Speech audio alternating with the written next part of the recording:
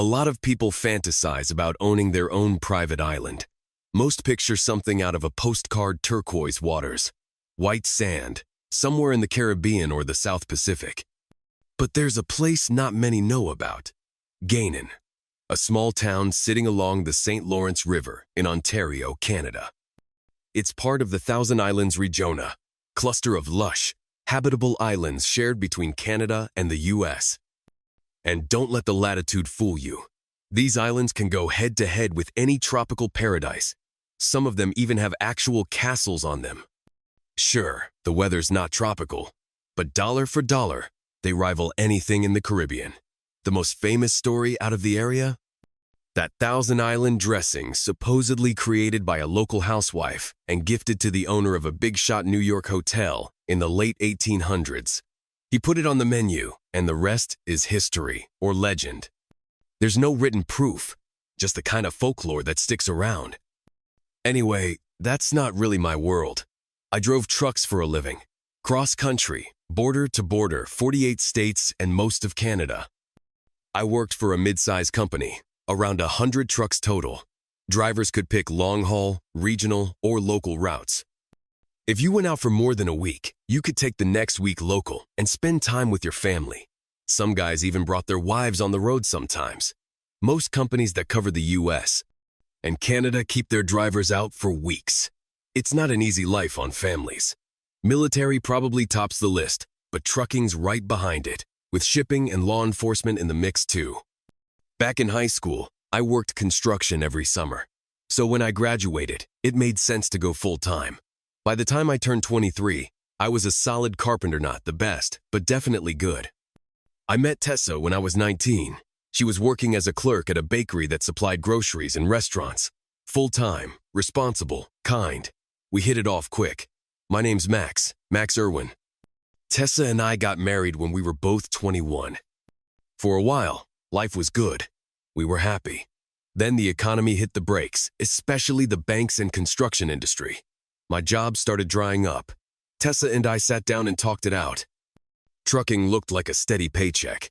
Good money, but the cost was time away from home, from her. Still, we decided it was worth trying. The company I ended up with offered to pay for my truck driving school if I agreed to stay on for at least a year. We jumped on it. I enrolled, and 3 weeks later, I was holding a Class A CDL in my hands. A week after that, I was out on the road with a Train-era veteran driver named Doug, who made it his mission to turn rookies into real drivers. Driving an empty rig is one thing. Hooking up to a fully loaded trailer weighing 30-odd tons? That's a different game altogether. The plan was for me to ride along for 5 weeks, but by week 4, Doug told the safety department I was ready. They gave me my own rig. I spent the next week driving around the city, then another running local routes. Everything was going smooth, least for a while. Every Friday, I'd arrange for Tessa to swing by the office and pick up my paycheck. Sure, the company offered direct deposit, but Tessa liked the ritual, said it made her feel connected to my work somehow. It worked for both of us, until it didn't. I'd been with the company for 9 months and had just wrapped up a week of local runs when Brenda, my dispatcher, gave me a call. "Hey, Max," she started, casual as always. "Got a deal for you if you're interested." That always meant she wanted to offer me something off the books or time-sensitive. I leaned back in my seat. "We've got a load heading to Vancouver. Real important stuff. But here's the twist, Tance. You drop it off. You'll be loading up a custom furniture haul bound for our boss's place. Well, sort of. It's not technically in Montreal. It's in Gainan." "Gainan?" I asked. "Yeah, it's one of those Thousand Islands. The boss, Vincent Shaw, just bought one. Real estate flex. He's young, maybe 6 or 7 years older than you. Kid made a fortune before 30. Anyway, he's got 2 houses on the island, main house and guest house. The guest house is already set up, but his wife wanted hand-built furniture for the main one. From Vancouver Island, no less." She paused, then added, "Your job if you take Itis to drop the first load in Vancouver, pick up the furniture, and deliver it back to the island. It was supposed to be ready next month, but they just finished early. Ops wants to surprise him." I nodded, not that she could see me. Sounds straightforward enough. Here's the catch, Brenda said, suddenly serious. You can't tell a soul, not even his wife. I'm not saying she's a gossip, but she's due in Friday to pick up Vincent's paycheck. And if she says something to the wrong person, the whole surprise is ruined. They're heading to the island this weekend. That's about when you'll be getting there. All right, I said, unsure. Before you answer, you need to swear whether you take the run or not. You say nothing. Not to your wife, not to the dog, no one. Got it? I hesitated, then said, I accept, and I promise. My lips are sealed. Perfect, she said, her tone lifting again. And because you said you sand, because I like you, you know that brand new Peterbilt out in the yard? Yeah, I said, perking up. It's yours. Go load your stuff. Your cargo's in trailer 2,353. You roll out first thing tomorrow. Call me when you get to Vancouver. And Max, be careful. I hung up, stunned. New truck, high-profile delivery, trusted with a secret, felt like a promotion wrapped in a test. When I told Tessa I was heading to the West Coast, she didn't complain. She never did when the money was good. But the idea of being gone nearly 2 weeks still didn't sit well with either of us. That night, we tried to make up for it the best way we knew how. Sex with Tessa was always something else, passionate, unfiltered. Ever since I'd started trucking, we'd even taken some risque photos of her little souvenirs for the road. She was the one who suggested it, actually. Said if I was going to be alone in that cab, I should have a reminder of home. I'd been to Canada 4 times with that truck, and each time the border agents gave my rig the full treatment cabin, sleeper, cargo, even under the floorboards. The only place they never looked? A soft-sided pouch hanging from my driver's seat. That's where I kept those pictures. After the first crossing, I got paranoid and left them at home every time I knew I was heading north. No reason to give them something to question. Crossing this time was no different. The Canadians were polite, professional, and maddeningly thorough. Still, I cleared without issue. I called Brenda. Made it across. She sounded relieved. Good. The furniture's prepped and packed. They brought it down from the island earlier today, all set for loading when you get there. I arrived at my drop-off in Vancouver just after sunrise. The client had me unloaded in under an hour quick and efficient. No small talk. From there, it took me another hour to get to the warehouse where the custom furniture was waiting. Loading that trailer was a whole different story. Each handcrafted piece had to be handled individually wrapped, boxed, strapped down with military precision. No forklifts, just patient hands and careful planning. It took well over an hour, maybe closer to 2, but eventually, the trailer was full and I was eastbound again. I crossed the U.S. border near Detroit and continued on Interstate 90. It was a long stretch. Detroit to Montreal took about 9 hours. My last leg was to Kingston, where I parked for the night and called Brenda. She picked up right away. Perfect timing, she said. Vincent's already on the island. We've got a barge scheduled. Be at the commercial dock as early as you can. They'll take the trailer and ferry it over. I showed up at the dock at 6 a.m. sharp. They didn't get me loaded onto the barge until nearly 10 o'clock. Not that I was in a rush anymore. The slow, chugging ride across the water took another 45 minutes. The island looked like something out of a magazine. Trees everywhere, winding paths, and 2 big houses nestled among them. I knew the route to what I assumed was the guest house and decided to surprise the boss, make a strong impression. The path led me through the trees until I spotted a courtyard. The guest house looked cozy but upscale. The main house loomed behind, huge, like something from a rich man's dream.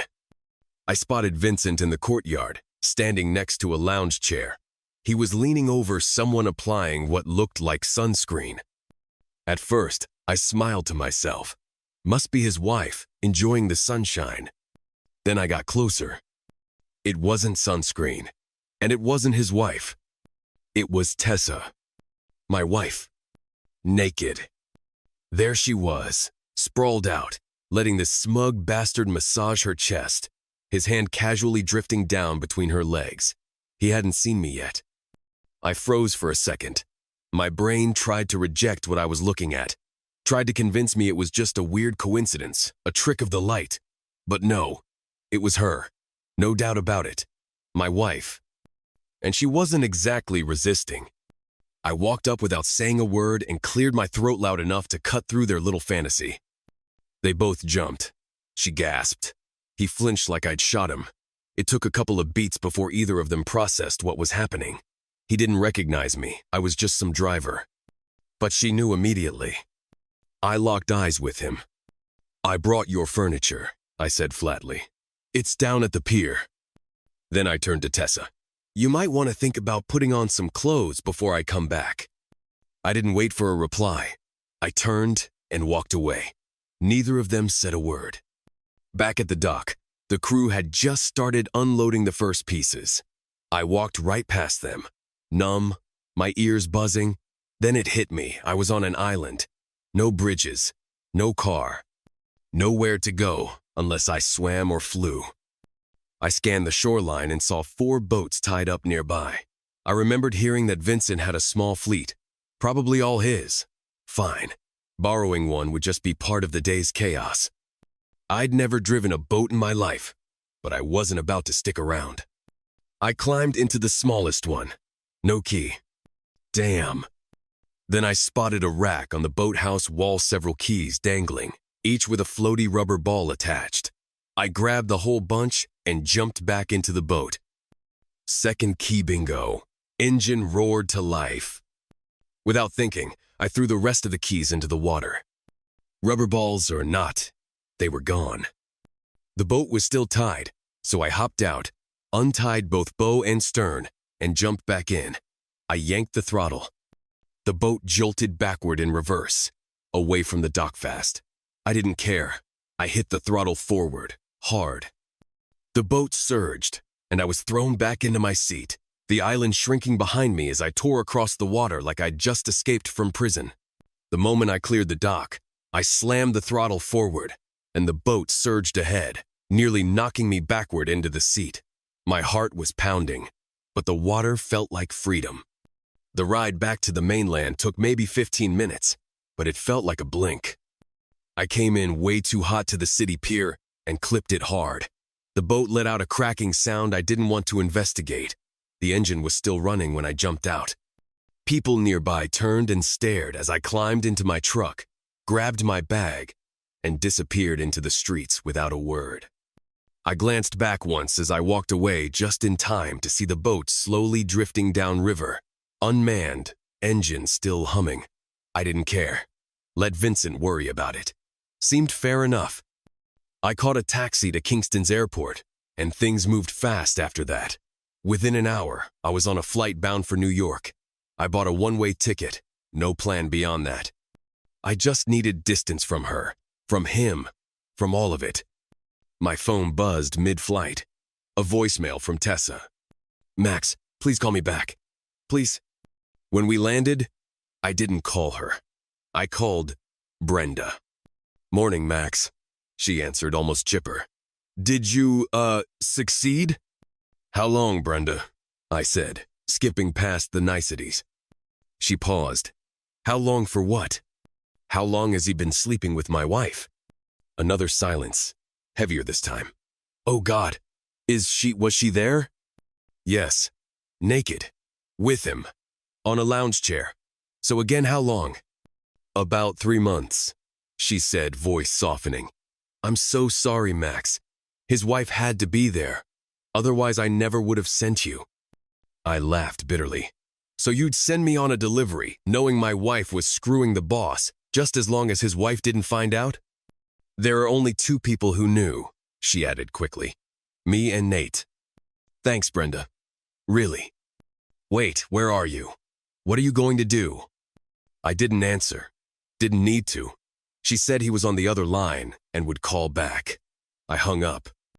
Now I understood why Brenda made me promise not to tell Tessa about the trip, because if I had, she would have told Vincent. And then, well, there wouldn't have been a surprise for him, not the kind he just got. The airport was small enough that I could see everyone coming and going. I half expected Tessa or Vincent to appear, rushing in with some panicked excuse, but neither showed. I rented a car and drove 4 hours straight back home. White-knuckled, eyes ahead, brain boiling. Tessa wasn't there. The entire way, I kept going over what I was going to say, how I'd say it, whether I'd even let her speak. My phone buzzed again, another voicemail. Max, if you're home, I'm coming. Please don't do anything crazy. We never had sex. We just fooled around a little. Please, just believe me. Just fooled around, huh? Jesus. Did she actually think I was that dumb? That blind? When I got to our apartment, I walked in and didn't even hesitate. I grabbed my duffel and started packing everything that was mine. Tools, photos, a few clothes. I walked straight over to the terminal where I usually clocked in and out and found Brenda and Nate at the desk. Neither looked up. They knew. How much does the company owe me? I asked Brenda directly. Max, I'm not in the mood. Write me a check. Every cent. I'm sorry, she said, flustered. Mr. Shaw said not to give you anything until he speaks with you. Sure he did, I muttered. He also said I crashed one of his boats, right? Did he mention massaging my wife's bare chest while his hand wandered under her towel? Did you all have a good laugh about that? She blinked, said nothing. Did Tessa come in and tell you to keep me off the road, keep me distracted while she played mistress? Her lips tightened. She looked like she wanted to cry. Write me the damn check, Brenda, I said, low and steady, or I'll rip this office apart with my bare hands. She moved fast after that, called accounting, gave them my name. I walked over to the department myself. They had everything ready by the time I got there. I stared at the check for a second. No, I said. Transfer it. Put it directly on my card. But Max. Now. I handed them my card. They processed the payment immediately. Let's see, Vincent, try to stop that. A few days later, I decided to pay a visit to the Shaw residence. I had nothing planned, no speech, no agenda, but I knew I needed to look someone in the eye. Vincent's wife, Rebecca, answered the door. She looked pale and tense, like she'd just gotten over the flu or maybe was about to throw up. Can I help you? She asked, her voice cautious. My name's Max Irwin. I used to drive for your husband, I said, keeping my tone even. Earlier today, I delivered a load of furniture to your island. Found him there, rubbing sunscreen or maybe something else onto my wife's bare chest while his other hand was a bit more adventurous. Her mouth dropped slightly, but she said nothing. I just figured you deserved to know. Have a good day. Wait, she blurted, stepping forward. What did you say your name was? Irwin, Max Irwin. And your wife? Tessa Irwin. Her eyes narrowed. You saw this? With your own eyes? Today? Yep, firsthand. You think I'd make something like that up about my own wife? She didn't answer, just stood there frozen in the doorway as I turned and walked back to my truck. I had no destination, no plan, just an overwhelming need to get away from all of it. So I headed to the only place that still felt like homey parents. They didn't need long to get caught up. My mom handed me a mug of coffee before I even finished explaining. I took it and collapsed onto the couch. My whole body felt heavy. I shut my eyes. Next thing I remember was my father's voice, firm and loud. Tessa, get off my porch, now, or I'm calling the cops. I need to talk to Max. After what you did to him? Absolutely not. He doesn't understand. Oh, I think he understands just fine. My dad cut her off coldly. You slept with his boss for 3 months. What's there not to get? But he doesn't know why. Of course he does. You betrayed him. That's all the why anyone needs. Now leave. She didn't. She started yelling my name over and over. Max, please, just talk to me. Give me a chance to explain, Max. I didn't move. I let the noise fade behind me, and eventually, sleep came back like a wave. The next morning, I woke up early, still numb, still furious. I wandered outside, needing to clear my head. As I opened the door to my truck, I jumped. Tessa was inside, curled up in the passenger seat, looking like she hadn't slept at all. As soon as the door opened, she sat up quickly, disheveled but determined. "Please, Max," she said, reaching for my hand. "Just let me explain. I had no choice." "No," I snapped. "Don't give me that crap. You either let someone sleep with you or you don't. It's not calculus." I know, but everything was just wrong," she fumbled. "Please, just listen." "So it was voluntary?" I asked, my tone flat, final. She didn't answer at first. I repeated, slower this time. "You had sex with him. Voluntarily." "Okay, yes, I did," she said softly. "But not how you think. It wasn't."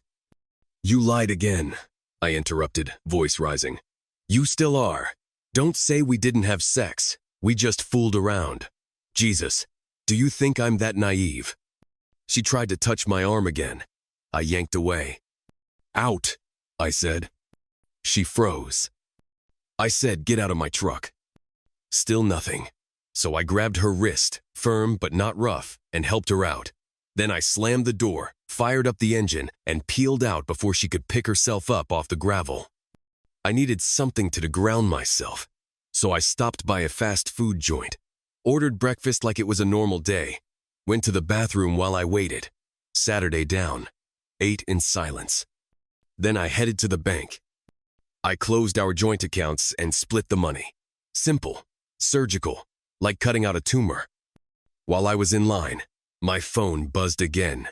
Voicemails. Multiple. One was from Vincent Shaw himself. "Max," he said in a calm, oily voice. "Call me. Let's talk. Or I'll sue you for damaging my boat. You'll go to jail for threatening my employees. Don't think I won't do it." That was message number 1. Then came number 2. "Listen, I slept with your wife. Deal with it. Happens every day.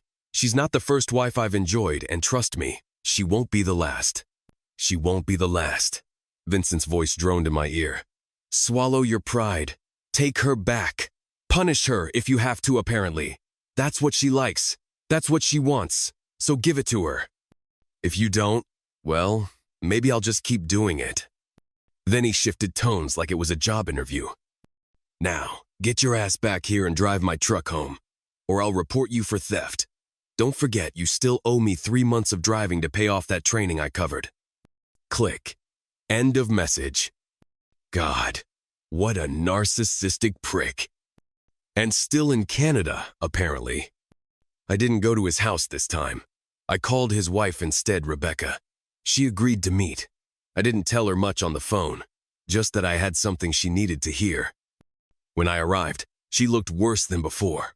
Pale, unsteady on her feet, sick with something deeper than just a stomach bug. I sat her down and played both voicemails from Vincent.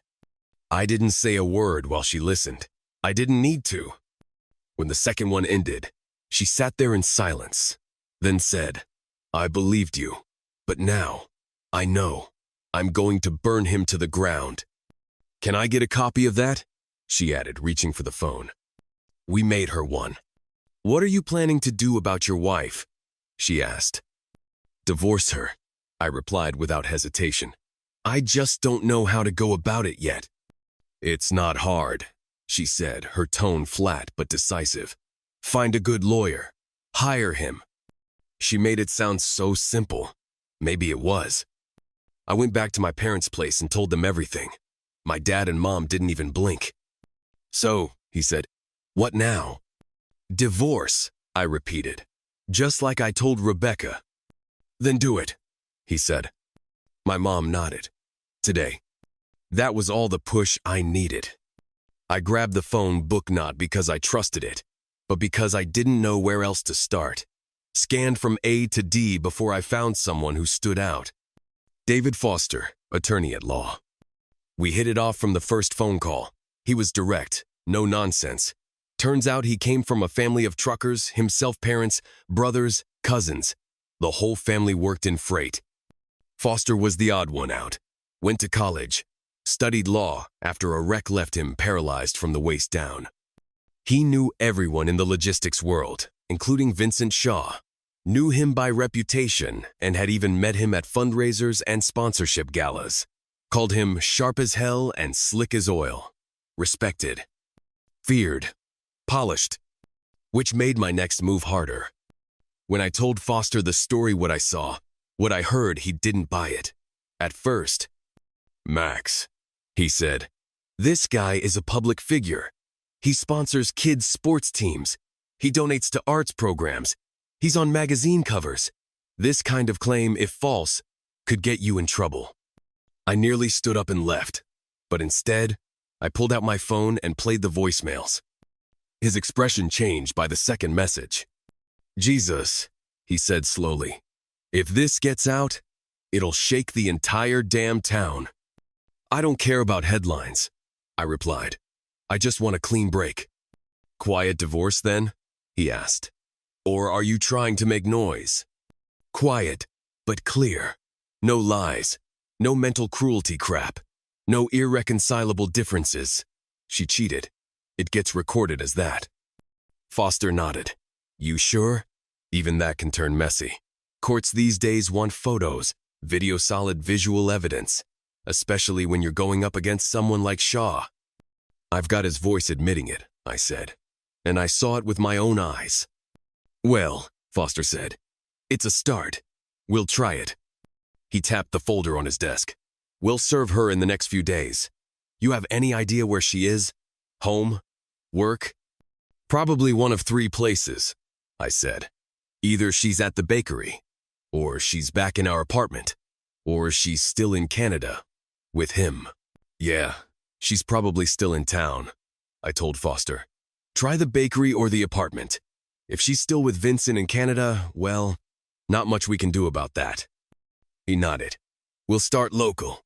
We'll serve her at home or at work, whatever hits first. You'll hear from me once it's done. You can reach me on my cell or at my parents'," I added. But honestly, I was tired of living at home again. I'd already started looking for my own place, just something small to get my head straight. Within a few days, I signed the lease on a modest one-bedroom. Nothing special, walls were thin, appliances outdated, but it was mine. My space, my silence. About a week later, Tessa was served the divorce papers at her job at the bakery. I didn't hear from her directly.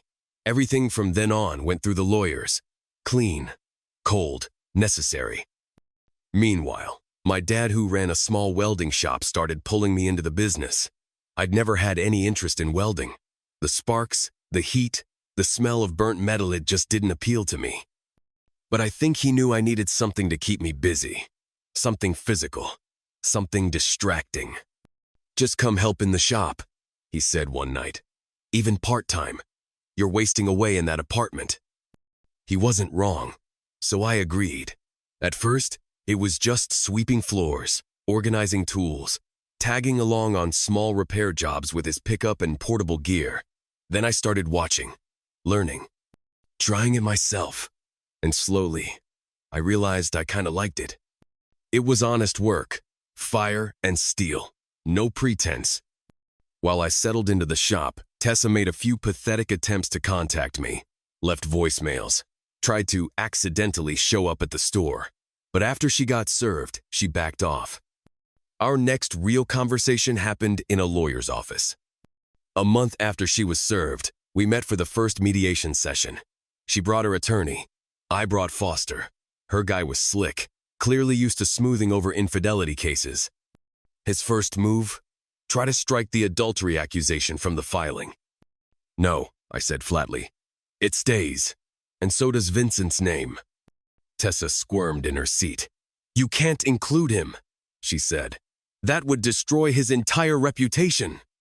"That's the idea," I snapped.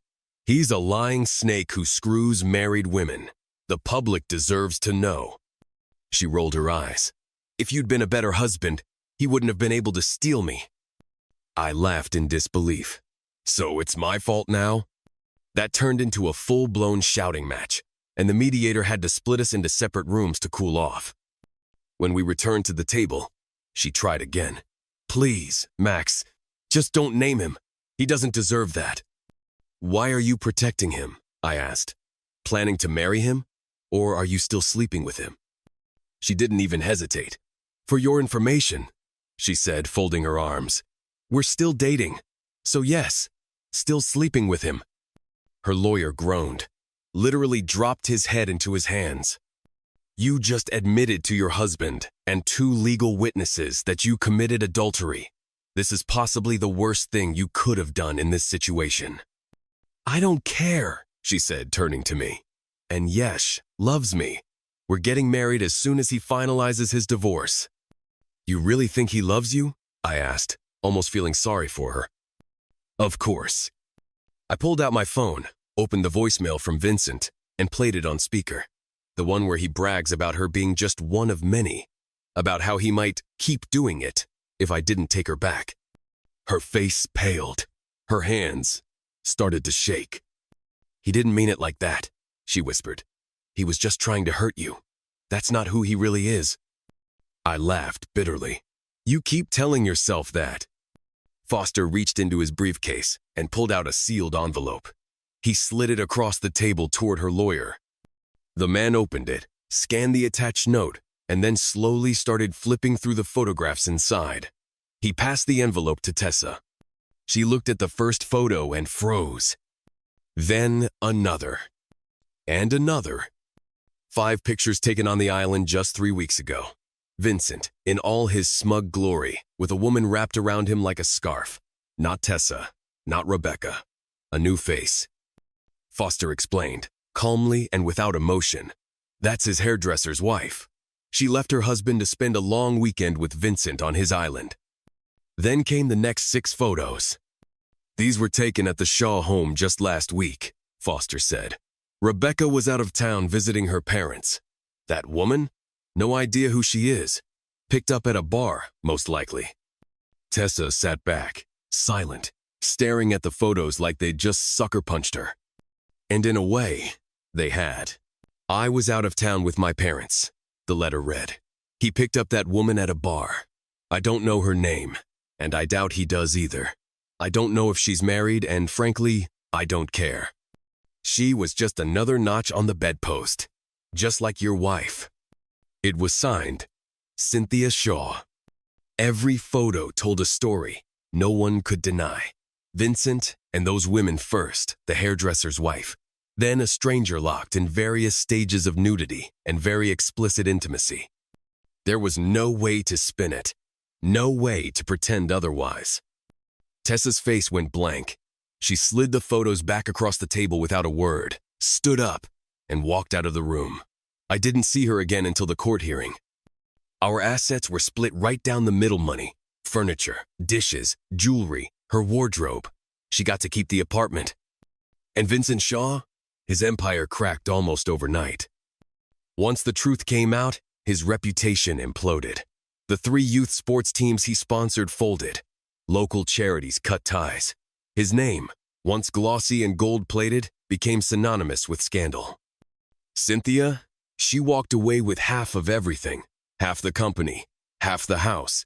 Vincent only kept the island in Canada mainly because Cynthia didn't want it anymore.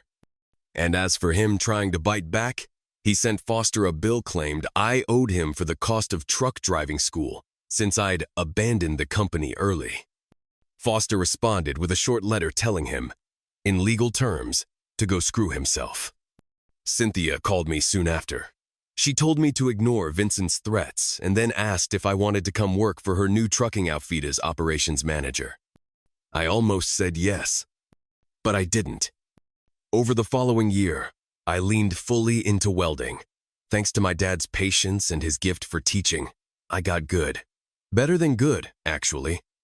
I discovered I could make beautiful, intricate things with metal, pieces with personality.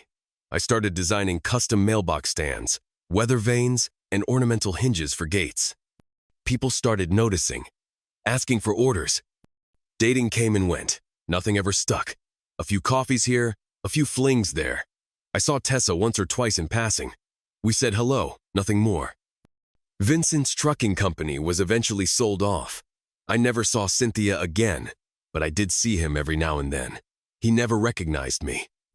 I was just another face in the crowd of former employees of hundreds he never really looked at. One Sunday, while my dad took the day off, I was in the shop working on a decorative weather vane, something a bit more ornate than usual. The proportions weren't clicking, and I stood there staring at it, hoping some kind of inspiration would strike.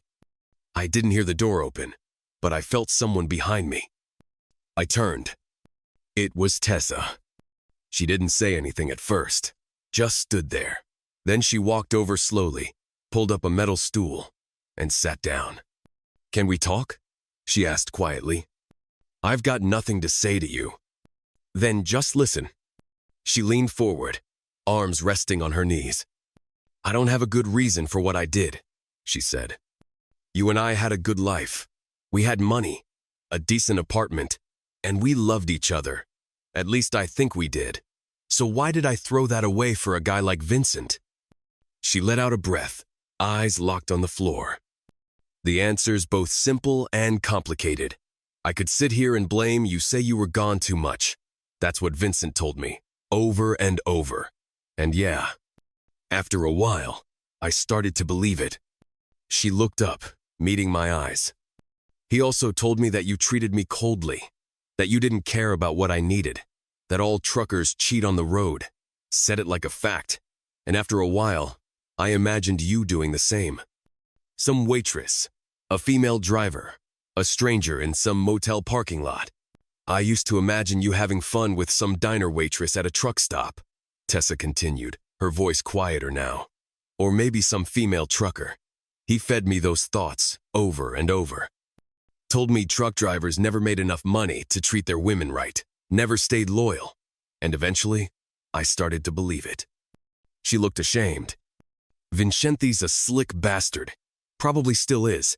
But I was dumb enough to fall for the act. And it didn't happen overnight. He chipped away at me, little by little. Then Shirley started in too. She told me how well Vincent could treat me, if I'd just let him." I clenched my jaw, but didn't speak. "She told me she could monitor your trips, that I'd never have to worry about you catching us. She even said Mrs. Shaw knew about the affairs. That she didn't want sex much, so she allowed him to sleep with select women like me." Tessa laughed bitterly. "She said Mrs. Shaw approved of me, because she'd seen me when I came to pick up your checks.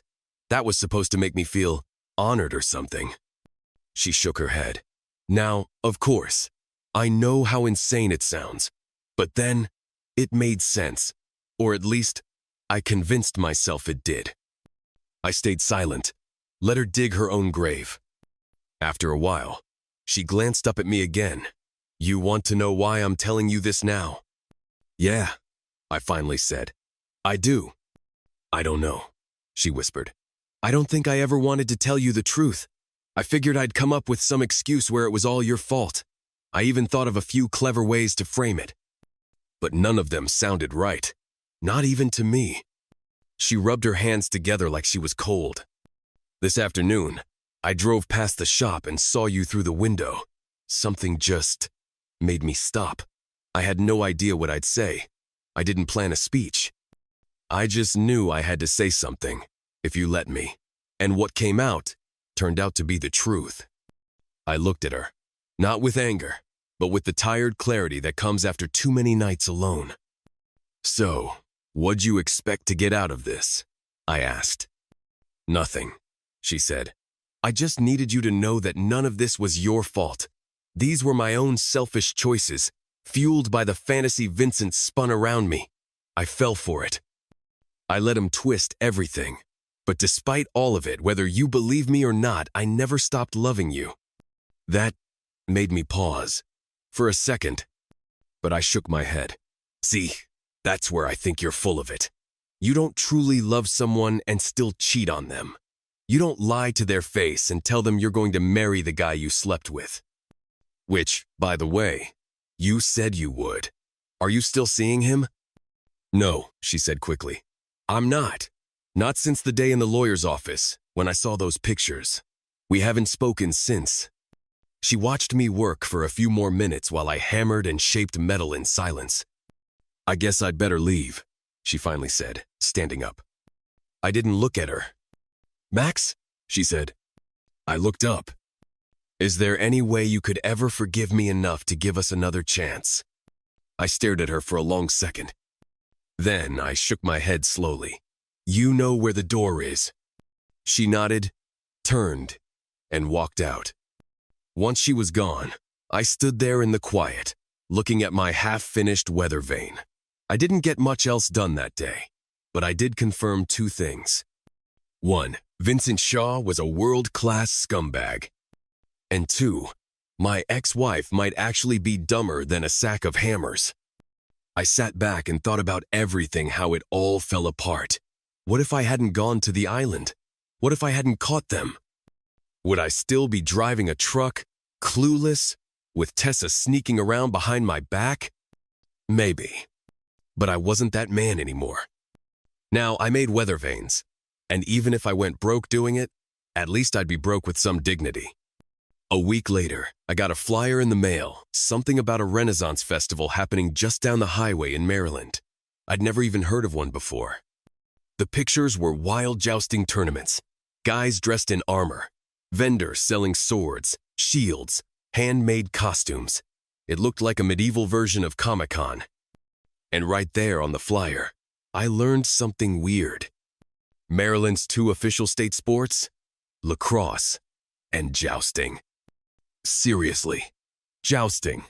I didn't believe for a second that jousting could actually be an official state sport anywhere in the US. Sounded like something out of a Renaissance fair brochure. But curiosity got the better of me, and I looked it up. Turns out it was true. Maryland really did recognize jousting as one of its official sports. That sealed it. I had to go. I spent the entire day at the Renaissance Festival, and not once did I get bored. I wandered from tent to tent, studying the merchants' setups, watching them interact with customers, eyeballing the craftsmanship. Swords, shields, armor, leatherwork, even custom-forged knives and gunsmith booths. It was like Etsy came to life, but with swords. And money? Oh, there was money. People were buying everything in full costume, handing over cash like it was Monopoly money. I knew right then I could make a dent in this world. When I got home, I started researching like a man possessed. I studied shield designs, sword construction, materials, festival vendor requirements. Within a few weeks, I had forged my first shield and sword. They weren't perfect, but they were solid. Clean lines, strong structure, real steel, not cosplay junk. I looked up a list of upcoming Renaissance festivals and picked the next one within driving distance. I forged 5 shields and 7 swords and loaded them up. I arrived the day before the event opened and introduced myself to a few vendors. One guy's work really stood out, best blades I'd seen at either event. His name was Teddy Woff. I showed him what I'd made and offered a simple deal. He could sell my pieces on consignment. If they sold, he'd take a commission. If not, I'd pick them up at the end. He hesitated. I could see the gears turning behind his eyes. Then he nodded. Let's give it a shot. There were no hotel rooms left anywhere near the festival grounds. That alone told me how popular these events had become. So I drove back home and waited. Sunday morning, my phone rang. Teddy. All sold, he said. Everything. And I sent you a check. That was it. I had a new business. Over the next few weeks, I doubled down, made more shields, more swords, learned tricks to speed up production without losing quality. Teddy asked for 10 of each for the next festival, which was only a week away. I managed 4 of each better than nothing and delivered them in person. In between all that, I still helped my dad with the welding shop. One afternoon, we got a call from someone needing a driveway gate repaired. Apparently, their daughter's boyfriend drove through it in a drunken haze instead of waiting for it to open. When I got there, I was stunned. The gate was massive, over 11 feet high. The house behind it was a mansion. For a second, I considered turning down the job. It felt too big for us. But I said screw it. Worst case, I waste a few hours and some steel. I spent the rest of the day assessing the damage, figuring out what tools I'd need. I drove back to the shop, loaded up, and returned the next morning. About 2 hours into the job, a woman came out with a glass of iced tea.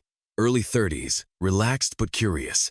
Her name was Hannah, and apparently it was her boyfriend who decided the gate was optional. I had my own snacks, but she came out again later with more iced tea, chatting casually both times. Smart, funny, friendly. I liked her vibe. Not in a flirty way, at least not then, but she was good company. It took me 2 full days of bending, straightening, welding, and repainting to fix the gate. Hannah was there both days, brought drinks, hung out, shared sarcastic jokes about her boyfriend. Her sense of humor stuck with me. Around the same time, my interest in armor really started to take shape. The festival crowd loved it, and I realized there was a niche market there, one that combined my new passion with actual profit potential. How long would it take to make a full set? Could I make it efficiently? Would people actually pay for it? Questions kept piling up. Meanwhile, I had started casually dating someone I met at the library while researching medieval metallurgy. We met a couple times a week, always ended up in bed. But like every other relationship I'd had post-Tessate fizzled. We wanted different things. Or maybe I just wasn't ready. Then, one slow Friday night, I decided to catch a movie at the local cinema. Thing I rarely did. Just wanted to be anywhere but home. I sat down with my popcorn. The trailers started rolling. And then, Hannah walked in. She wasn't alone. Her boyfriend was with her. And they sat directly in front of me. His arm wrapped around her like he was claiming territory.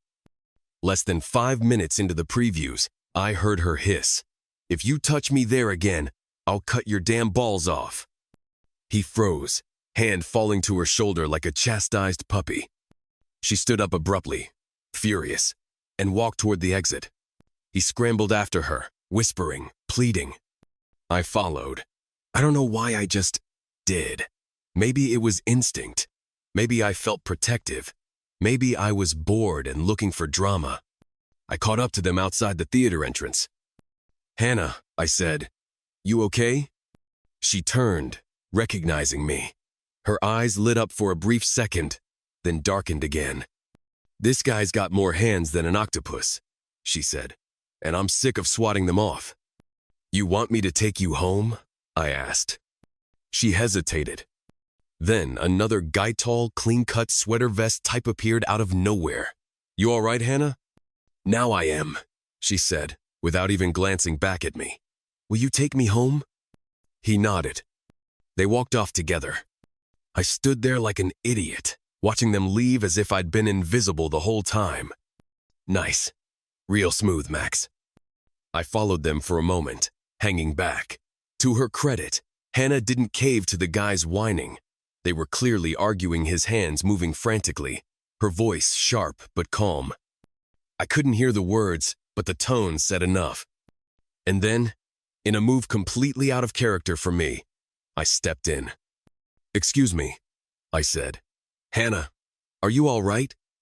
She looked at me, blinking like she was trying to place a familiar face in an unfamiliar place. Then her shoulders dropped. "No, that's not true. I'm not all right," she said. "This guy's got more arms than an octopus, and I'm tired of batting them off. Could you take me home?" "Yeah," I said.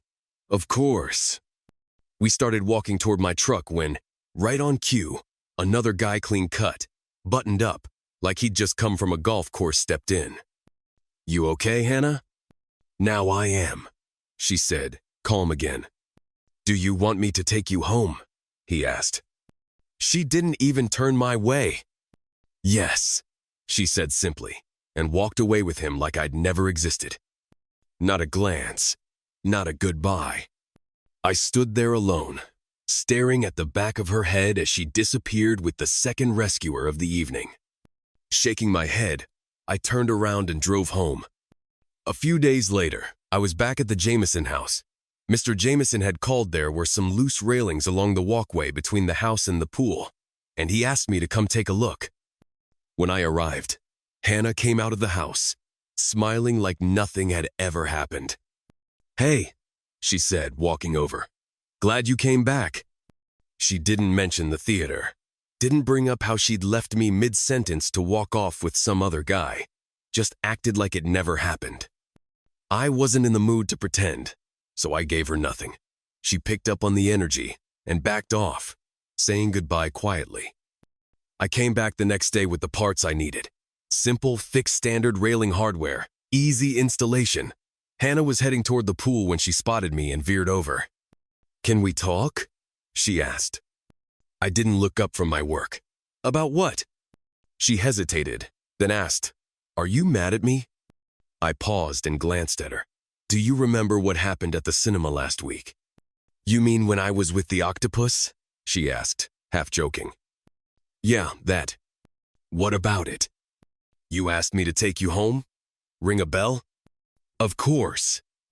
"What happened after that?" She shrugged. "Nothing. Jimmy showed up and offered to take me instead." "And you didn't think that might have been, I don't know, rude?" "Was it?" she asked, genuinely puzzled. I didn't answer, just picked up a hammer and started tapping at the metal rail, letting the sound fill the silence. She crossed her arms, frustrated. "This doesn't make any sense." "You're right," I said, looking her dead in the eyes. "It doesn't. That's the problem." She stared at me for a second longer, then turned and walked away. I spent the rest of the afternoon finishing the railing job, mostly in silence, occasionally replaying that night at the movies in my head like a bad sitcom rerun. Meanwhile, my obsession with armor was growing. I buried myself in research medieval forging techniques, metallurgy, historical references. I built my first full chest piece and mailed a photo to Teddy. His response was classic Teddy. "Stick to shields and swords. You're good at those. The armor needs a lot of work before anyone will buy it." I laughed, but he wasn't wrong. A few nights later, I was at a local bar watching a baseball game and nursing a beer. The place was half full, quiet, comfortable. Then Hannah appeared beside me. "I'm meeting friends," she said, casual. "Want to join?" "No thanks," I replied. "I'm good here." She stood there for a second, then turned to leave. But before she could walk away, she stopped and looked back. "Are you ever going to tell me what I did that pissed you off?" "If I have to explain it," I said, not looking at her, "then I honestly feel sorry for you." "Enjoy your drinks," she muttered and walked off. I had almost finished my beer and was about to head out when she returned, this time walking fast. "Max," she said out of breath. "I'm sorry." Part 12. Pirapasani text. "I didn't mean to ignore you at the theater. That guy had me so wound up, I wasn't thinking straight. I just reacted. Please accept my apology." She paused, glancing back toward her table. I mentioned what happened, and one of my friends, Jenny, basically ripped me a new one. Said I was being selfish. I raised an eyebrow. "Sounds like a good friend." "She is." I nodded slowly. "All right. Apology accepted." Her shoulders relaxed. She smiled. "Will you come sit with us now? Just one drink. I owe you that much." She paused again, softer this time. "Please." I smiled politely and followed her back to the table. "Thank you," I said. Not because I had to, but because maybe I meant it. The group welcomed me easily. Everyone was drinking, laughing, tossing jokes around. Two of them don't ask me their names. I never remembered kept reminding Hannah to behave, nudging her every time she veered into awkward territory. They were clearly on her side, but they had no problem holding her accountable. I respected that. Somewhere between a second beer and dessert, the crowd began to break up. People left in pairs or drifted out alone. As I stood to leave, I found myself sitting down beside Jenna, the woman Hannah had mentioned earlier. We started talking. She didn't waste time. "Max, I'm not Hannah's best friend or anything, but we've known each other a long time, and I can tell you there's something about you she really likes." I didn't respond. "She told us what happened," Jenny continued. "The whole table. She owned it. Said she screwed up and told you. That takes guts. You've got to give her some credit for that." "She did?" I asked. Jenny nodded. "Yep, she didn't sugarcoat anything. That's rare." There was a pause. "Do you have her number?" she asked. "Number. Give me your phone." I slid it across the table without a word. Jenny punched in Hannah's number and handed it back. "Call her," she said. "One of these mornings. Doesn't have to be about anything big. Just call." The following week, one quiet morning while I was at the store working on a custom piece, the bell over the front door rang. It was Hannah. I figured she got the address from her date or maybe Jenny. "Did you have fun last time?" she asked. "Yeah, I liked it. I liked your friends." She smiled. "Good. What about me?" I looked at her, a little wary. "What about you? Do you like me?" she asked. "You apologized," I said. "Remember?" "I remember." "Then, I guess we're working on it." She tilted her head. "Why aren't we friends?" "Because an apology doesn't automatically make you friends," I said. "It just means you understand you made a mistake and regret it, and the other person accepts that you're sorry. That's it. It's not a reset button." She was quiet, listening closely. "I accepted it," I continued. "But that doesn't mean we're suddenly best friends. It just means I believe you meant it." "I did," she said. "Then I agree." There was a pause. "So, let's go to dinner," she offered. I laughed. "Just like that? It'll be a good way to keep working on that whole friendship thing." "All right," I said. "Why not? How about tonight?" And just like that, it was on. We went to dinner, then another, and another. We didn't rush anything. For 2 full months, we built something real. She'd come into the store and just sit with me. Sometimes she'd read, sometimes she'd scroll through her phone. Sometimes we didn't say a word. We didn't need to. We just liked being near each other. Eventually, the clothes came off. And it didn't feel rushed, or weird, or transactional. It felt earned. We grew closer with every late-night drink, every shared silence, every glance. One night, in bed, during one of those soft, whispery conversations you only have in the dark, I asked her about her family. She revealed something that genuinely caught me off guard. "Jonah Jameson isn't my real dad," she said. I turned slightly to face her, propped up on an elbow. "My mom was only married to him for 7 years. I have an older brother. Our real dad died 2 years after he was born. Then Mom met Jameson." I stayed quiet, letting her talk. "Our dad owned a trucking company. When he passed, my brother Ernest wanted to take over. He was only 19, but my mom believed in him. So did I." She smiled at the memory. "He was 6 years older than me, but everyone said he was too young. Turns out he wasn't. He was brilliant. Grew the business, expanded it, built something impressive." I sat up, poured us each a drink, then climbed back into bed and handed her one. "Tell me about your brother," I said. "Tell me everything." "I've already told you most of it," Hannah said, swirling the drink in her hand. "At least the important parts. Bottom line is, the transport company was doing great, so good that my brother and his wife bought an island in Canada. Then some woman sank her claws into him, and next thing we knew, he was getting divorced and selling the company." She paused, her jaw tightening. "Apparently, the woman's husband worked for my brother, started driving for the company. They came up with a scheme to corner him. The wife seduced my brother, and they arranged it so her husband would find them together on the island. Perfect setup. Boom, divorce. She walked away with half the company. They ended up selling everything. Absolute thieves. Both of them." I tossed back the rest of my drink in one swallow. "Do you know how much they got out of him?" "My brother never told me, but it must have been a lot.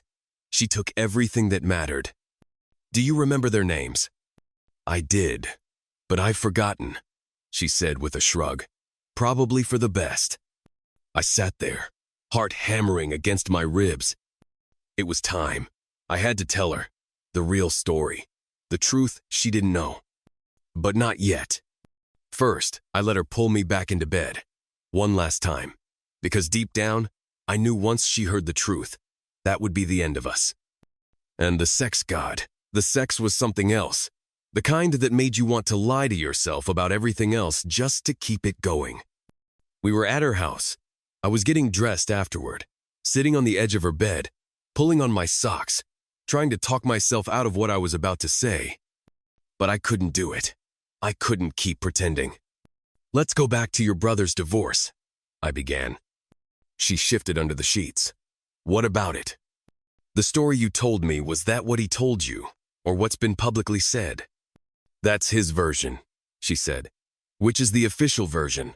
Why?" "Because everything you think happened didn't." "What do you mean?" So I told her. Everything. The island. The surprise delivery. What I saw. What Vincent, their brother, was really doing. I laid it out in full. Halfway through, she sat up in bed, completely naked, frozen, staring at me like I'd morphed into a monster. "I'm not saying this to hurt you," I said. "I'm saying it because it's true. Tessa and I didn't blackmail anyone. We didn't walk away with his money. We walked away divorced. That's it." She grabbed a pillow and threw it at me. "You're lying. Get out." "I'm not. This is what happened." "I said get out," she screamed. "Don't come back." So I left. I hated that it ended like that. But if I'm being honest, that last round of sex, totally worth it. Life moved on, like it always does. I hit another quiet period of work, solitude, and mild loneliness. One night, feeling a little generous toward myself, I decided to splurge on a fancy dinner at a downtown steakhouse. White tablecloths, candlelight, cloth napkins. I finished my main course, wiped my mouth, and casually glanced around the room. And there she was, Hannah, with her brother. There was a small birthday cake on their table, candles flickering. They laughed like nothing had ever happened, like we hadn't just detonated each other's lives in a bedroom a few weeks ago. I signaled to the waiter, paid my bill, and stood. Then, without really thinking, I walked straight over to their table and sat down. They both looked at me like I'd just landed from Mars. Her brother Vincent was the first to speak. "Are you sure you're at the right table?" he asked, smug, clearly not recognizing me. "I am," I said, "and I think you should tell your sister the truth about your divorce." "She already knows," he replied, narrowing his eyes. "No," I said. "She knows your version, but clearly not the truth." Hannah's voice snapped like a whip. "Max, what the hell are you doing? Get out of here." And just like that, a waiter appeared beside us, as if summoned by dramatic tension. "Is there a problem here?" he asked, looking at all three of us. "Yes," Hannah said, pointing at me. "This guy sat down uninvited and started threatening my brother. I want him gone." "Sir, I'm going to have to ask you to leave," the waiter said, already stepping between us. I looked at Vincent. "You're a real piece of work," I said, "a real slug." Then I turned to Hannah, locking eyes one last time. "I don't know why you never talked to his ex-wife," I said, looking straight at Hannah. "But if you really want the truth, go to the courthouse and pull up my divorce file. It's all there. You'll see what really happened." "Just get out of here," she snapped, her face red with anger or maybe embarrassment. I stood up and walked away, telling myself that would be the last time I'd ever see her. I didn't slam the door or throw one final jab. I just left, quietly and finally. Back in my shop, I buried myself in what I loved: axes and chainmail, custom steelwork, pieces with detail and weight and purpose. It was the kind of work that demanded focus and left no room for emotions, which suited me just fine. I didn't have time to think about Hannah. I had a festival coming up the following weekend. I loaded up the truck with my best shields, a few new axes, and a couple fresh chainmail samples. Teddy had already arranged for a vendor pass, so I rolled through the main entrance like a regular. When I got there, Teddy was chatting with a young woman dressed in a period costume-long flowing dress, corseted bodice that looked like it could barely contain her curves. Historical accuracy, apparently, had its benefits. I waited while they talked. Eventually, Teddy noticed me, smiled, and waved me over.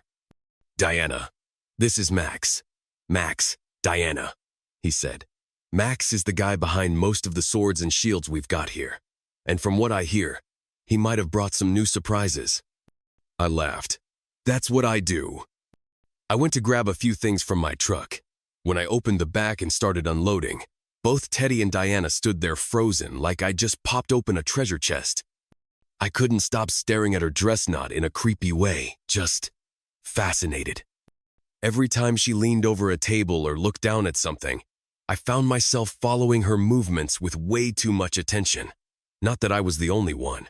She drew eyes like a magnet. We spent a lot of time together that weekend. Teddy, Diana, and I became a kind of trio.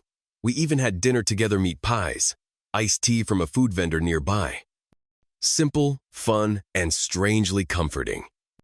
I wanted to ask about her and Teddy, whether they were a thing, just friends, something in between, but the right moment never came.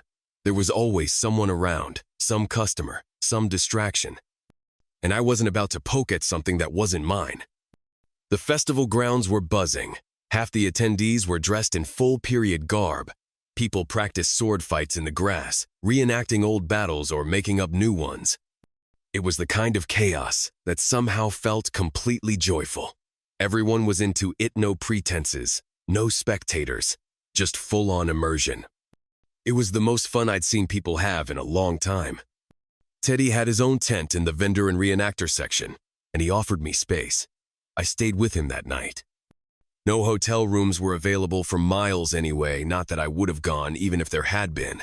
Too expensive, too far, and honestly, I didn't mind the tent life. Later that night, after the crowd died down and the drums stopped, I finally asked about Diana. She and her sister organized this festival, Teddy told me, and a bunch of others across the country. Everyone's thrilled she's here. She knows everyone, and everyone knows her. "Are you two?" I asked, careful not to sound too curious. He laughed. "We've been friends for years. And no, we're not a thing. Though, if you hadn't shown up, she probably would have crashed in my tent." "You could have told me that earlier," I said. "Wouldn't have mattered. You're here now. And like I said, no free rooms within 50 kilometers. You're stuck with us." The next day, the crowds poured in. The reenactors cranked it up a notch, sword fights, dancing, storytelling, even mock trials. Diana was everywhere, posing for photos, running schedules, charming everyone she met. That whole weekend, I stuck close to Teddy's stall. Sometimes I ran it for him while he and Diana disappeared into his tent. Other times, I mingled with other vendors and festival goers. We sold out nearly everything his inventory, and all the stuff I brought with me. It was, without a doubt, the most profitable weekend I'd had in months. That was all the convincing I needed. I decided right then and there I was going to make Renaissance festivals a regular part of my business. The festival ended late Sunday, and we stayed behind to help pack up. It was going to be an 8-hour drive home, and I was gearing up to leave, but Teddy stopped me. "Stay another night," he said. "The next festival's 18 hours away. We'll need to leave early Wednesday to start setting up. No point driving home just to turn around." He wasn't wrong. I told Teddy I wasn't sure I'd have time to finish enough chainmail before the next festival, but I promised I'd try. As soon as I got home, I headed straight to the workshop. I didn't even bother unpacking. The second I walked through the door, I fired up the forge and got to work. Time disappeared. I didn't even notice how tired I was until a yawn crept in mid-swing of the hammer. I glanced at the clock. It was nearly 2 a.m. I finally shut everything down and headed out. By the time I got back to my apartment, it was pushing 3 o'clock. I'd barely kicked off my boots when the doorbell rang. I opened it and Hannah collapsed into my chest. She reeked of booze and bad decisions. 2 cops stood behind her. "Are you Max Irwin?" one of them asked. "Yeah, that's me." "Is she your girlfriend?" I hesitated. "I know her, but no, she's not my girlfriend." "You sure? She says you are." "She's wrong. Last time I saw her, she called me a liar and kicked me out of her house, so no, definitely not her boyfriend." Which wasn't the whole truth, but close enough for cops at 3 a.m. The shorter one nodded to his partner. "Come on, Tommy. Let's get her out of here. Wait, I said, stepping forward. Where are you taking her? She can spend the night at the station. No, I said quickly. Don't do that. I'll take care of her. You sure? Not really, I muttered. But I can't let her spend the night in a cell. They shrugged, handed her off to me, and left. I got her inside and put her on the only real bed I had mine. I would have taken the couch, which was still better than the inflatable mattress I used at Teddy's festival tent. But the thought of her passed out, snoring like a diesel engine in the middle of my sheets, didn't exactly make the night restful. I woke up early the next morning, exhausted but functioning. I hadn't heard a peep from Hannah all day, so I assumed she was still out cold when I left for work. Wrong. When I came home that evening, the apartment was silent and spotless. She was gone. No note, no text, just gone. I jumped into the shower, half expecting to find something out of place, but even my toothbrush and towels had been put back exactly where they belonged. It was unnerving. I kept working, but something was off. I couldn't focus.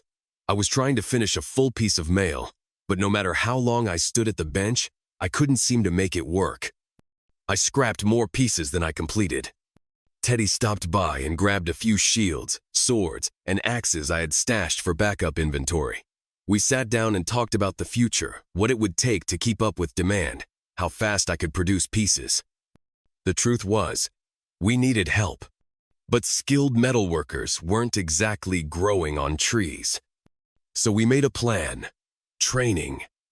We placed ads in the local newspaper and the festival newsletter, looking for people willing to learn. Enthusiasm over experience. Friday evening rolled around, and I was back in the workshop, tinkering with something new, an automated jig to help streamline chainmail assembly. There were commercial versions out there, but I figured I could build a better, more efficient one from scratch. It was late. My body was tired, my mind even more so. That's when there was a knock on the door. I opened it and there was Hannah. Only this time, she was sober, clear-eyed, upright. Not a drop of drama clinging to her. "Thanks for saving me from the cops," she said quietly. I stood in the doorway and nodded once. "I cleaned up the place before I left," she added. "I hope everything was okay." Another nod. We both stood there, neither of us knowing what to say, just silent. Finally, I broke the moment. "It's been a long day. I need to sleep." I stepped past her, closed the door behind me, locked it, and walked to my car. I was about to get in when I heard her voice behind me. "You were right, about everything." My brother lied. I paused, didn't say a word, just waved over my shoulder and drove off. Back home, I couldn't sleep, so I buried myself in armor. After Teddy's brutal honesty about my first attempt, I had thrown myself into research. I studied old forging methods, temperature control, plate articulation.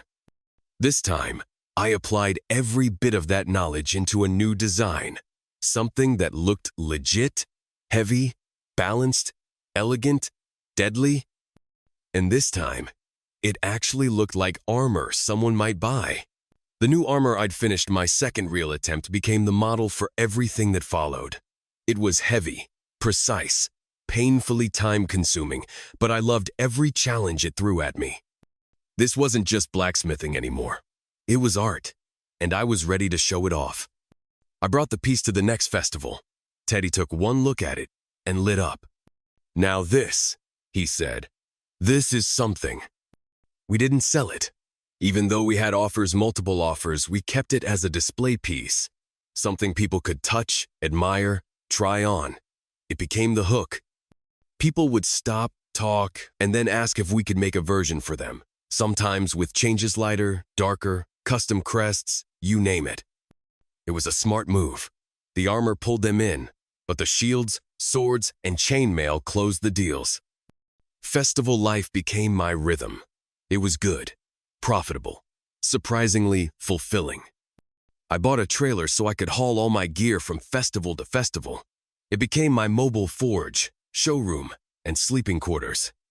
Sometimes I worked in front of visitors, hammering steel while people watched in awe. Other times, I worked in the vendor-only area, away from the crowds, where I could really focus. One evening, between festivals, I was back at the shop talking with my dad. We were both surprised by how much success I'd found doing Renaissance metalwork. "Who would have thought?" I said. "Armor. Freaking armor. And people are lining up to buy it." "These things aren't cheap," he said. "And you're good. That combination pays." Festival season eventually wound down, and I started thinking about upgrades. My dad's old welding truck was on its last legs, so I went to the local dealership to look at replacements. I figured I could install welding equipment in a new truck and finally retire the rust bucket we'd been using. While I was there, I struck up a conversation with a woman waiting in the service area. She was getting her oil changed. I was admiring a brand new Ford outside the showroom window. One thing led to another, and we exchanged numbers. A week later, we went on our first date, then a second, and so on. She was confident, direct, and had no trouble telling me what she wanted. One evening, after dinner, I dropped her off at her place. She invited me in. 2 drinks in, we were sitting on her couch. She stood in front of me, tall and bold, and began unbuttoning her blouse. "Any objections if I make myself a little more comfortable?" she asked with a smirk. "Not if you don't mind me watching," I said. "That's the point," she grinned. "I undress. You enjoy it. Then you undress, and I enjoy it. Then we both enjoy what happens next, assuming it doesn't end too quickly." "Sounds like you've got it all planned." "Oh, I do." Her blouse slipped off. Then her skirt dropped to the floor. I reached for the waistband of her underwear, but she swatted my hands away. "Let me do it," she whispered. "Just watch." "I've never really watched someone undress like this," I admitted.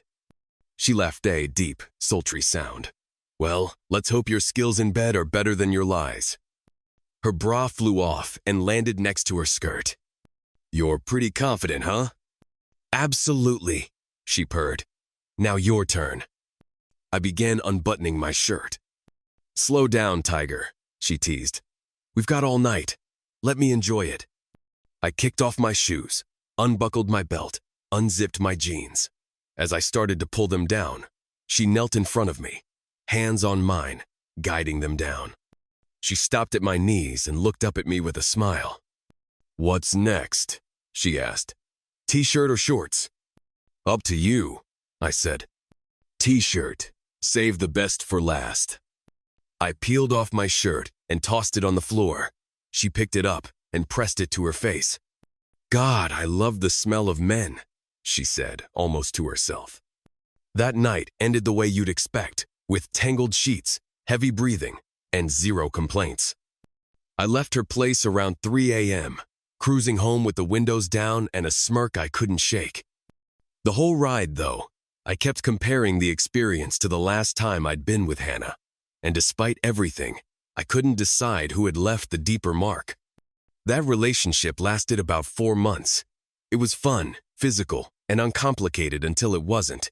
Eventually, it fizzled out, like they all did. That night, my phone lit up. I realized I'd been ignoring it all evening. There were several missed calls and 3 new messages. All from Hannah. "Max, please, call me when you get this. I don't care what time it is. Please." That was the last line of Hannah's final message. And something about the way she said it soft, raw, desperate got to me. So I called. She picked up after 2 rings. Her voice was slightly slurred. "Hello, Max. Did I wake you?" "I think I dozed off. I was trying to stay awake waiting for your call." "All right. I'm calling. What's so important?" There was a pause. Then, "I wanted to tell you, you were right, about everything. My brother lied about the divorce. I'm sorry." "You already apologized for that," I said, "more than once." "I know, but that's not all." She hesitated. "Can we see each other again? I miss you." I exhaled, slowly. This was the moment she'd probably been building up to for weeks, and I hated what I was about to say, even though I knew it was the truth. Hannah, there's no way we can see each other. Not seriously. Not knowing who your brother is and what he did with my wife. That's not something I can ignore. If we were serious, we'd constantly run into him. We'd fight about it. I'd always feel off. I get it, she said softly. I could tell she was crying. I knew you were going to say that, she whispered. I was just hoping you wouldn't. Goodbye, Hannah. Renaissance Festival season was back in full swing, and I needed the distraction. I negotiated new vendor passes, upgraded my tent, bought better camping gear, and hit the road. Most of the time, I worked Teddy's booth, selling our usual lineups: swords, shields, axes. When I wasn't there, I was either doing custom work in the vendor zone or sitting in the demo area forging on display for curious festival goers. My armor had gotten better, tighter construction, better polish, improved fit. During every festival, we sold at least one piece, sometimes more. Could have sold even more if making each set didn't take so damn long. 2 days after wrapping up one of the festivals, Teddy called me. Hey Max, can you work the next one? I've got the trailer packed and everything prepped. Yeah, I'm in. The site was close to his place, so I left my own trailer at home and took his instead. Worked 3 festivals back to back with him. I even built some signage that caught attention, a few mock battle boards with sample gear displayed like museum pieces. I had the chainmail machine with me too, and by the 3rd event, I was demoing that in real time.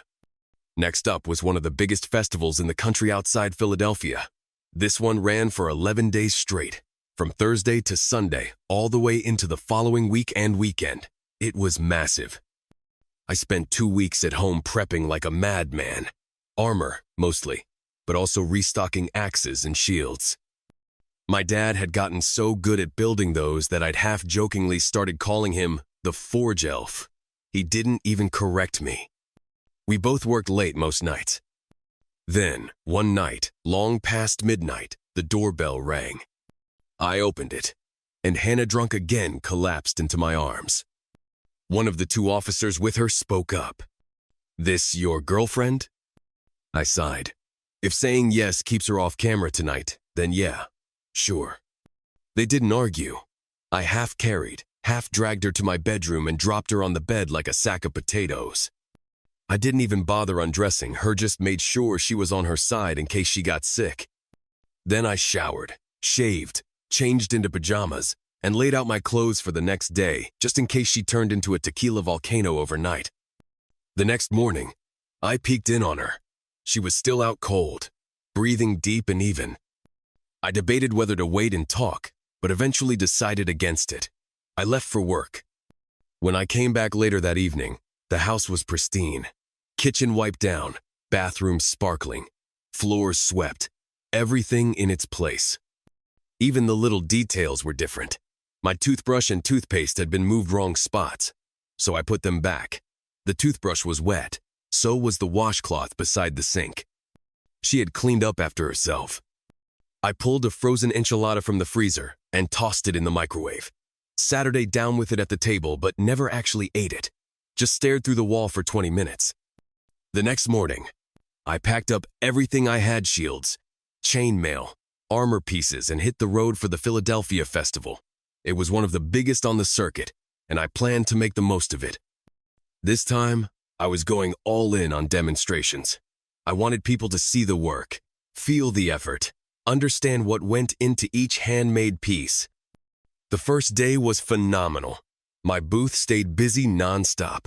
People asked questions, took pictures, placed custom orders. By Sunday, I had a consistent crowd watching me build chainmail from morning to dusk.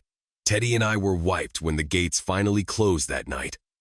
Evenings in the vendor section were another story entirely.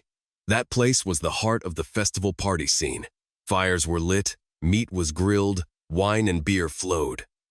Sword fights were rehearsed, armor pieces were tested and adjusted. People partied hard and sometimes loud. It wasn't unusual to walk past a tent and hear sex echoing through canvas, or see a camper rocking like it had its own heartbeat. That night, I sat outside my tent alone, watching sparks flicker from someone else's fire. I couldn't help but think how nice it would have been to have someone next to me. Someone warm to curl up with after a long day of hammering steel. Hannah came to mind. I figured she was probably free, but I couldn't bring myself to call her. Not after everything. Not yet. Monday came, and the crowds were light but steady. I spent most of the day showing people how time-consuming chainmail could be. It was repetitive, meditative, one ring at a time. Halfway through a demo, I looked up and there she was. Hannah. Just watching. I didn't stop. I didn't smile. I just kept working and addressed the crowd like she wasn't there.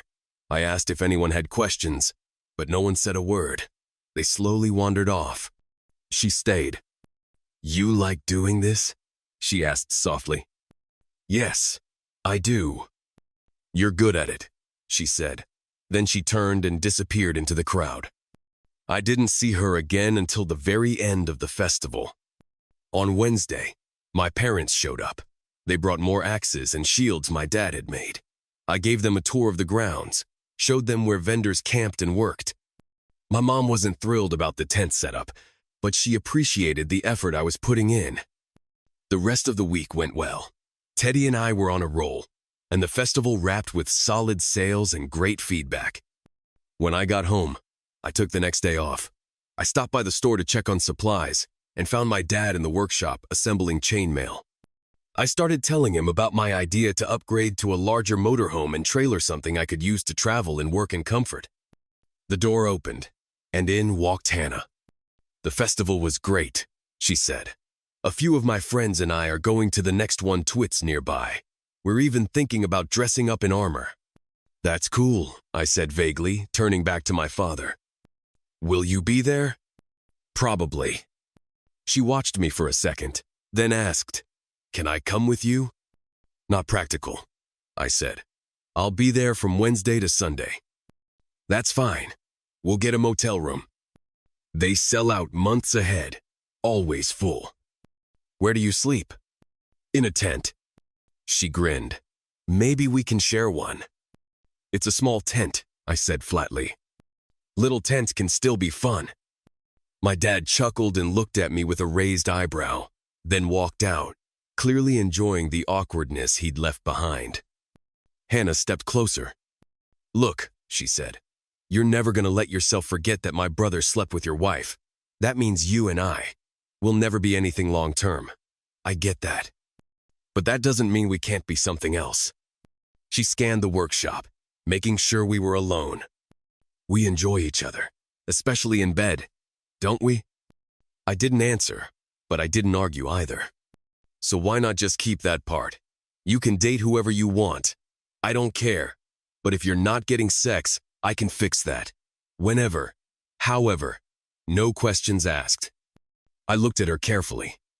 "You've been the best I've ever had," I admitted. "I've said that before, and I still mean it. But the idea of sharing you, even just emotionally, makes my skin crawl. I can't have sex with you and then watch you leave for another guy even if you swear you're not sleeping with him. I just can't." She stepped in closer, gently touched my cheek, and kissed me softly. "You don't get it," she said. "I already have a relationship." I raised an eyebrow. "You want to date someone else? Fine. Go ahead," she whispered. "But know this, I'll always be here, available, for anything you want, anytime you want it." "I don't need anyone else," Hannah said, her voice low and steady. "I love you, and I fully intend to respect this relationship." She kissed me again slow, deliberate, and then walked out the door, leaving the scent of her perfume hanging in the air like the echo of a memory. I stood there for a moment, staring at the closed door. Behind me, I heard my dad's voice. "What are you going to do with her?" I kept my eyes on the doorway. "I have no idea, Dad." He gave me one of those long, thoughtful looks. "Well, you've got two options. Either accept that her brother slept with your ex-wife and live with the fact that she's not going anywhere, or pack up and disappear. Low profile. New town."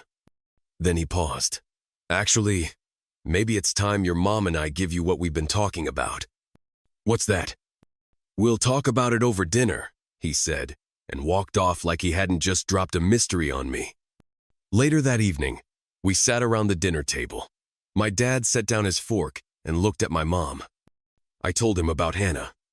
She nodded slowly. So maybe it's time we give Max the gift we've been thinking about. I think you're right, she said, smiling at me. I set down my glass. Okay, what's going on? I hate the idea of you sleeping in tents all the time, my mom said. So we're going to buy you a motorhome. My jaw dropped. My dad nodded like it was already done. A proper setup. Big enough to work in, sleep in, haul gear, everything. I wanted to argue. I really did. But they were both smiling in that parental don't even bother way. So I just got up, hugged them both, and said thank you. A week later, I found exactly what I was looking for. I didn't need any lessons me. CDL handled that, and I picked up a trailer to tow behind it. I set it up so I could work inside if needed. Installed power from the main vehicle to the trailer. It was perfect.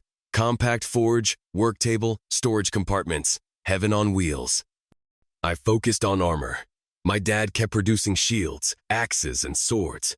We worked side by side, happier than we'd been in years. Something about it felt right. When Teddy saw the motorhome, his eyes lit up with a mix of admiration and envy. You christen it yet? He asked with a crooked grin. What do you mean? He smirked. Sex. Has anyone had sex in it yet? I laughed. Number not yet. Mind if Diana and I do the honors? Be my guest. He pulled out his phone and texted her.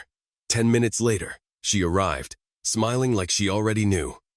They walked off holding hands, giggling like teenagers. When they came back, they looked lighter, happier.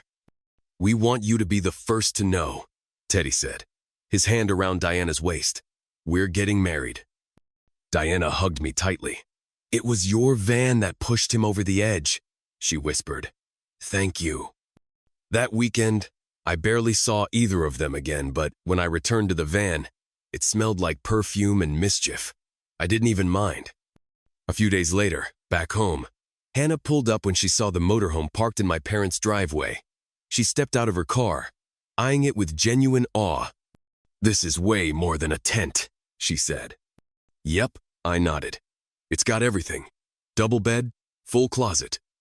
This shower looks big enough for two, she added, raising an eyebrow. Probably is. We were standing in the living space when she turned to me, playful glint in her eye. So, has it been christened?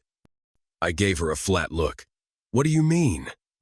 She leaned in, whispering now. Sex. Has anyone had sex in it yet? I lied. Number, it's completely new. She smiled slowly. We can fix that. Now, or maybe this weekend. I raised an eyebrow. We're in my parents' yard. Now isn't happening. Fine. What about after the festival? Sorry, but it's in Southern Virginia. Even if I said yes, it's too far for you. She thought for a second. Then I'll just come with you. You didn't hear me, I said. She stepped closer and tugged on my shirt. Max, you said I'm the best you've ever had. And you're the best I've ever had. I'm in love with you, and I know you like me more than just a little. I think we should just have sex whenever we can, Hannah whispered, brushing her lips against mine. Also, I have a dress I'm planning to wear at the festival. It's perfect. Everyone's gonna love it. Then she kissed me soft and tender, the kind of kiss that tries to say everything words can't. And maybe, just maybe, she meant it. Especially you, she added just above a whisper. I told her I was leaving Tuesday morning at 5. I won't wait for you, I added, trying to sound firm, but it came out more like a whisper, soft, uncertain. She kissed me again. You don't have to. And she meant that too. She showed up later that day with a suitcase, groceries, and a determination I'd forgotten she was capable of. By midnight on Monday, she was curled up in the van's bed, already making herself at home. At 4:45 a.m., I loaded the last box. At exactly 5 o'clock, I fired up the engine. Right on cue, Hannah climbed into the passenger seat barefoot, makeup free, wearing only a silky robe that didn't quite close all the way.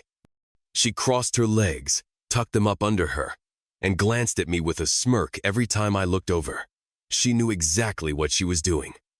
At the festival, she met Diana. The two of them got along instantly like trouble, recognizing trouble.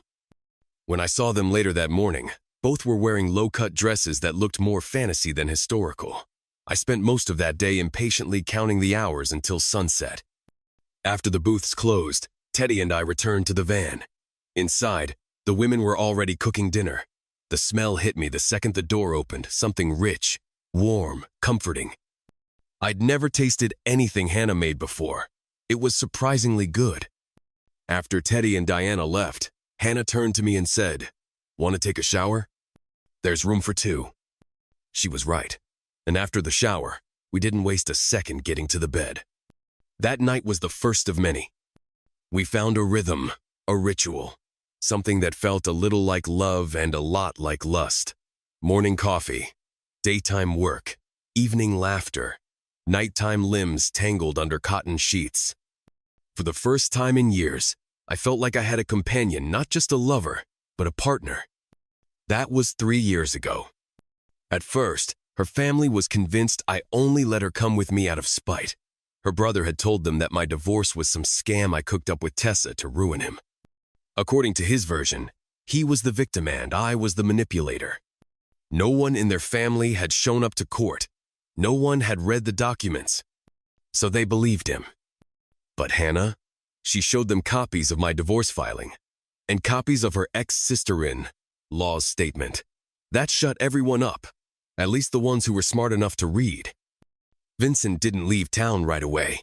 He stuck around long enough to sleep with 2 more married women and spark a few more divorces before eventually skipping off to the other side of the country. Apparently, a fresh start is easier when you're running from burned bridges. Now, Hannah has a full wardrobe of festival dresses. She's learned how to style herself for every event. The newer dresses don't hug her belly as much, but she still looks incredible in them. She never said it out loud, but I know she wants to be a wife before she becomes a mother. And to be honest, I think I do too. Subscribe to our channel so your second chance doesn't come with betrayal. And stick around because if you thought this story was wild, the next one's even better. Warning: if you're under 18, turn back now. You're not ready for what's coming next.